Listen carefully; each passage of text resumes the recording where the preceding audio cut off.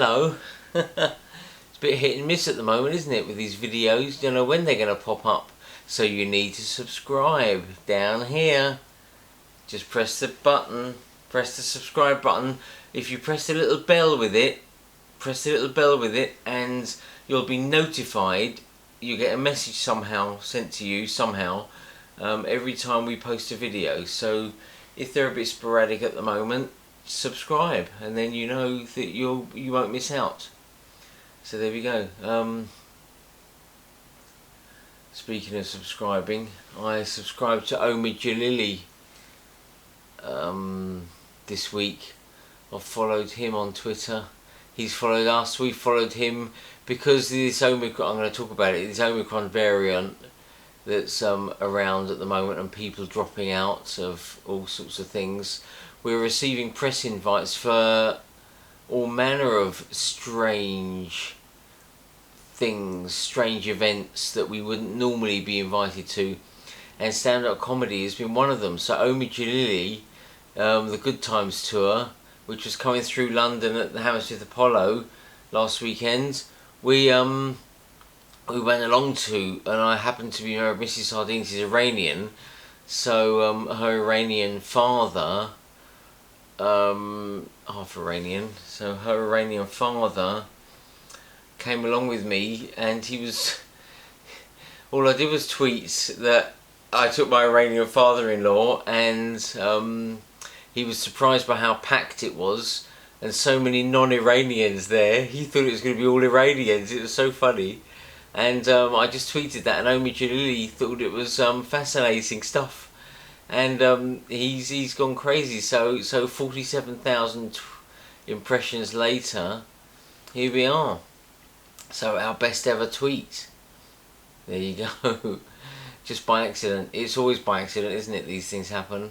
We went to Michael Ball and Alfie Bow the next night at the O2, which was fantastic. I have to say, it was fantastic. The fact that they played a Status Quo song as their second tune, Rocking All Over the World. I know it wasn't originally by Status Quo, but there we go. They're the ones that made it famous, aren't they? And it's brilliant. So we call it a Status Quo song, Rocking All Over the World, and they sang it, and it was great. It was brilliant. They also did a Queen medley, an Elvis medley. They did all sorts in throughout the evening. Finished on some nice Christmas numbers, and it was great. Really, really good. Really good. There was I with all the Michael Ball fans, all the ladies, and not ladies, whatever you want to put, whichever way you want to put it. Anyway, I digress. I expect. Omicron. Oh my goodness. While the professional theatre stumbles on, limps on, the amateur theatre is threatening to shut down again completely and not open again. And I hope that isn't going to be the case, but that's the threat that's out there. And why is that? Why is professional theatre so different to amateur theatre? First of all, Omicron. The good news is it might not be as bad as first thought, because apparently, and you can get your source from all sorts if you're the sort that gets scared easily, and the government's done a very good job of scaring people, haven't they? If you get scared easily, there's all sorts of avenues of information you can go to. If you're very defiant, if you're an anti-vaxxer, let's say, you can find all sorts of conspiracy theory sites you can go to, and all sorts of things like that, where they're injecting robots into us and tracking devices and all sorts in the vaccine. But if you want to believe that, that's fine. If you don't, thank goodness. And yeah, crazy. And the fact that Christmas is coming up has made it all the worse, because people are making plans for Christmas, and therefore, if Auntie Doris has come around, or Uncle Norman, and they're of a certain age and may be extra vulnerable to coronavirus, COVID, Omicron, then people are cancelling plans so that they can see them at Christmas, so they don't test positive in the run-up to Christmas, or stand the chance of testing positive, Because the trouble is, even though we're all vaccinated, we can still test positive and grab hold of this thing. And if we do that, then we have to isolate. It's gone back to almost pre-vaccination times, hasn't it? So that if anyone gets it, vaccinated or not, everything shuts down. And that's what is happening in the professional industry. That's why Cinderella, for instance, has announced it's closed till February. A bit drastic, I thought, but there we go. And it's funny, when I spoke to Martin Dodd last summer, that's 2020 summer, and he said he didn't think it would be much better off this Christmas. It's turning out that he was absolutely right. But pantomimes have reopened this year, totally unaware of what's coming, of the fear that's coming, and I just hope they're okay. I just hope they're all going to survive alright. The pantomime season is upon us, but we've got professional and amateur, which I'll talk about in a second. But yeah, I hope that, because if someone positive, if there's a positive test within a professional company at the moment, if there's no understudy that can carry it forward, or if it's a name or the star billing name, there's not much alternative but to shut the show down for 12 days, 10 days, whatever the self-isolation period might be. So yeah, very tricky. But we've got professional, so that's the professional industry. Then we've got the amateur industry, and what makes them different? Why are they acting differently in all of this? Because the amateur theatre society is, I think, just like the audience that goes to see a professional show. Everyone involved is putting their two pennyworth in, their effort and energy into the society, into productions, because they want it to be the best it can, whatever area they're in. So whether they're working in the box office, behind the bar, the tea room, or whether they're involved in actually putting on the show, that's the difference. And if they're all volunteers, if they're all members of the public, then the easiest thing in the world is to just quit, just do not do it at the moment until it looks like it's getting better. The people that are really missing it are the people that are putting the stuff on. So let's hope it carries on. The good news, I think there's some good news on the horizon. The good news, in fact, is on two fronts. The good news, first of all, is that Omicron may cancel out the Delta variant, which is another serious strain or variant of the coronavirus, of COVID. Is it coronavirus or COVID? I don't understand why. Some people insist on calling it coronavirus, some people insist on calling it COVID, but anyway, it doesn't really matter, does it? It's the same variant, and the Delta variant may be wiped out by the Omicron variant, because everyone's getting Omicron at the moment. And how that's spread around the world, I'll let you decide, but it's got to be aeroplanes, isn't it? That's the only way people can get round from country to country as quickly as they do. And it's spreading so fast, that's why. But of course, any restrictions that come in after Christmas are going to be a bit late, aren't they? Because everyone's going to have it by then, and the government know that. And, well, I talk about government, but how serious is everybody taking what the government says at the moment?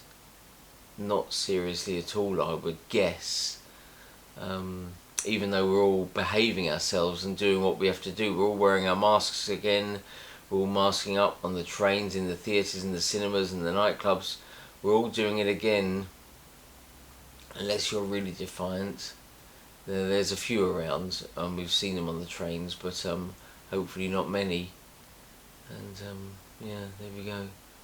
What was I saying? Something about the yeah, the Delta variant might be wiped out completely by this Omicron.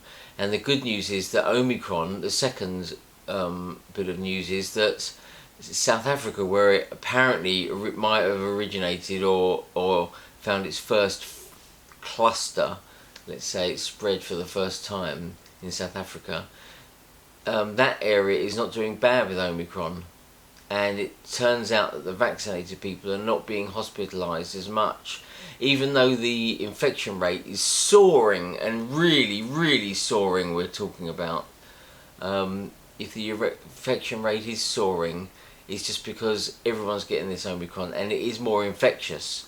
But if it is susceptible to the vaccine, which it looks like it is now, then I suppose people are not going to be hospitalised on the scale that we feared they might be if the vaccination was not going to be effective against it. So the efficacy of the vaccine is shown itself again, and natural immunity and all sorts. I heard the other day as well that if you caught COVID after your first 2 doses, then you develop some kind of super antibodies. I don't know whether that's true or not. I mean, that's exactly when I got it about 6 weeks ago. After the couple of vaccines, had the booster now as well. So just keep going, But yeah, if enough people get vaccinated and develop this immunity, then fantastic. Nothing's gonna get in the way, is it? And we will get back to normal. And so people are figuring that this Omicron could signal the end of the virus, the end of the pandemic, which will be fantastic, won't it? And we're all hoping that's the case. And then we really can get back on track. But yeah, let's hope so. Meanwhile, we've been reviewing Omi Jalili, Michael Ball, Alfie Boe. We went to see. Look at our YouTube channel. There's a couple of sneak videos we did of Alfie Boe and Michael Ball. We got a review of Omi Jalili up on site. It's all on Twitter, on Facebook. Twitter, as I say, has gone mad with Omi Jalili because he follows us now. And we've got lots of pantomimes going up and all sorts going up at the moment. But do send us your pantomime photos, won't you? Even if they're right up to the last minute, we will honour the date. So 23rd of Jan 2020 to 23rd of Jan 2022. If your amateur, non-professional pantomime took place or is going to take place in that period, 23rd of Jan 2020 to 23rd of Jan 2022, if that window means that you've got a pantomime, even if it's an old pantomime that you did back in the day, send us some photos, some high-res photos if you can. We will get them in, I promise you. We will represent you. All you have to do is send who you are, the society in question, the pantomime in question, Aladdin, Snow White and the Seven Dwarfs, Sleeping Beauty, etc. Who it's written by, very important, and who the photograph credits need to be, if there needs to be some. So there's just 4 things: society, pantomime, writer credits for pantomime, and the writer credits for the photography. Okay, that's it. That's all you need to do. Send those off with an email, very, very easily, to news@sardinesmagazine.co.uk, or send it to editorial@sardinesmagazine.co.uk. Send it to either of those and we'll get it, I promise you. And we'll get you into the next one. Meanwhile, the shout outs are going on, and we'll make sure our shout outs do carry on, and etc, etc. And let's hope not too many people cancel. Let's hope not too many amateur societies decide to cancel their things. I know a few have. Questers, for instance, have cancelled the whole of their pantomime, which is a bit worrying. But let's hope that the figures turn around very, very soon. And I've heard that the government might be imposing some harsher restrictions after Christmas. Too late, but there we go. Always too late. Let's see what happens if they do that. It won't be another lockdown, but it might be something to do with households mixing, I don't know. And schools might be home learning again for the time being. But we'll see what happens, and we'll go from there. Alright, stay safe, stay well. We're gonna be back. We are back. We don't know what we're doing. We're in a state of flux at the moment. Bit of a Doctor Who link there, but there we go. But we are in a state of flux, aren't we? Let's hope we can beat this pandemic. We can knock this virus out of the park. See you later. Bye for now.